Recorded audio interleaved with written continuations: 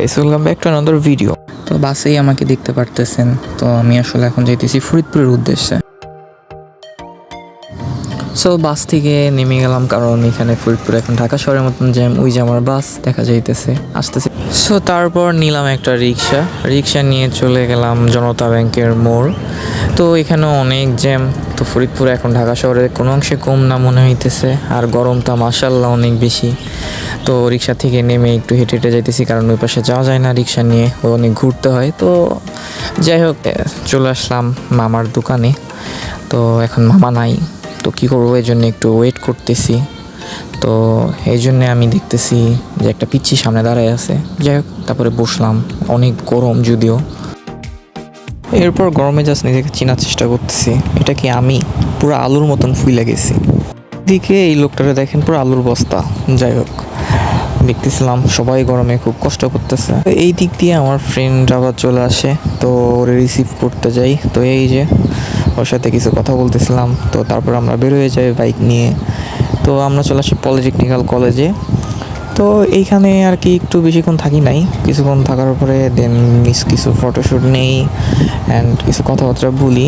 তো এই হলো, আমি বাইক নিয়ে কিছু বলতেছিলাম যে বাইকটা আর কি কেনাটা একটু লসই হয়ে গেছে, কারণ বাইকের অনেক পার্টস পাতিতে সমস্যা, ব্রেকিংয়ে প্রবলেম। এবার দেখি মিস্ত্রিতে কাস্টমাইজ করে এখানে অয়েল লাগাই দিছে, মানে কি বলবো আর। যাই হোক, সবই হলো মানে আর কি আমার ফ্রেন্ডের জন্য। কারণ কিসের জন্য? কারণ ও যদি না আসতো তাহলে আমি মানে আসতাম না। তো এখান থেকে একটু সামনে আগাইলেই সরকারি কলেজ, ফরিদপুর সরকারি কলেজ বলে এটাকে। তো এই যে আমাদের শুরু হইলো ভাঙাচোরার ভিতর দিয়ে যাওয়া। মানে কি বলবো, রাস্তা অনেক খারাপ এখানে আর কি, বড় বড় গাড়ি যাওয়া আসা করে, এই জন্য আর কি রাস্তা খারাপ হয়ে গেছে। আর সেকেন্ড কথা, রাস্তা অনেক দিন ঠিক হয় না। সো এখানে আমি দাঁড়ায় আছি আমার ফ্রেন্ডের জন্যে, কারণ ফ্রেন্ড গেল তার বাসায় ওর ড্রেস চেঞ্জ করার জন্যে। তো এখানে আমি একা একা বোর হইতেছিলাম। তো কি করব, ভাবলাম ক্যামেরাটা বের করি অ্যান্ড অন করে এই ফটোশ্যুট করতে। সো বেসিক্যালি এখানে বাইক পেয়ে গেলাম আর কি। চল ভিডিও দেখছি। তো এরপর আমরা দেরি না করে চলে গেলাম নদী গবেষণায়। এখানে বাইক পার্ক করলাম আর লক করে দিলাম। তো এখন আমরা ভিতরে যাইতেছি। তো আমরা ভিতরে যাওয়ার টাইমে এইখানে যারা দায়িত্বরত ছিল তারা আমাদের জিজ্ঞাসা করতেছিল আমরা কোথায় যাব। তো পরে আর কি তাদের বললাম যে আমরা ভিতরে একটু ঘোরাফেরা করতে যাবো আর কিছু ফটোশ্যুট করতে যাব। তো তারা বললো যে ঠিক আছে যাও। সেই আমরা ভিতরে চলে আসলাম অ্যান্ড এই হলো অবস্থা।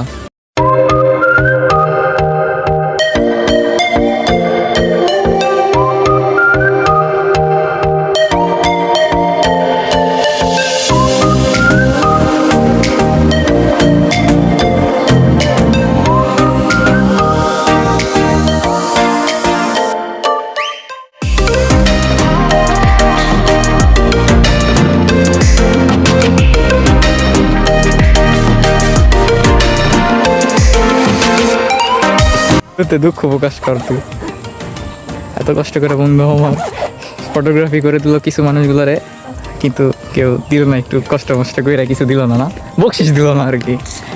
তো যাই হোক, আমার আজকে সারাক্ষণের ক্যামেরাম্যান দ্বীপ ছিল। তো যাই হোক আর কি, যদি কারো লাগে ক্যামেরাম্যান তাহলে নিতে পারেন আর কি। কত তোমাকে ইসের ভিডিও প্রতি কত দিতে হবে তোমাকে? ঘন্টায় কত? হ্যাঁ, ঘন্টায় ওকে বেশি না, 500 টাকা দিলেই হবে আর কি।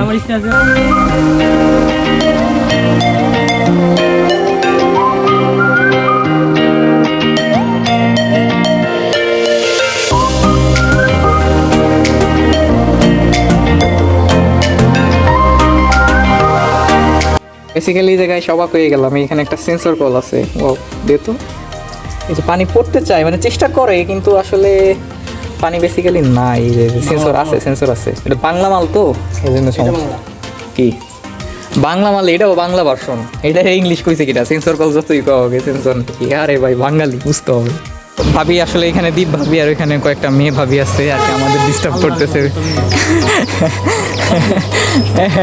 তুমি মুড়ি খাও। এখন আমার বন্ধু বাইক চালাবে, আমার 999-এ কল দিতে হবে সিরিয়াসলি। আমার ফোন আর একটা বের করতে হবে তো 999-এ ফোন দেওয়ার জন্য, প্যারা নাই। এই পর্যন্তই আর কি। আর সবাই মিলে সবাই লাইক অ্যান্ড সাবস্ক্রাইব করে দিবেন, এতটুকুই। অ্যান্ড আল্লাহ হাফেজ।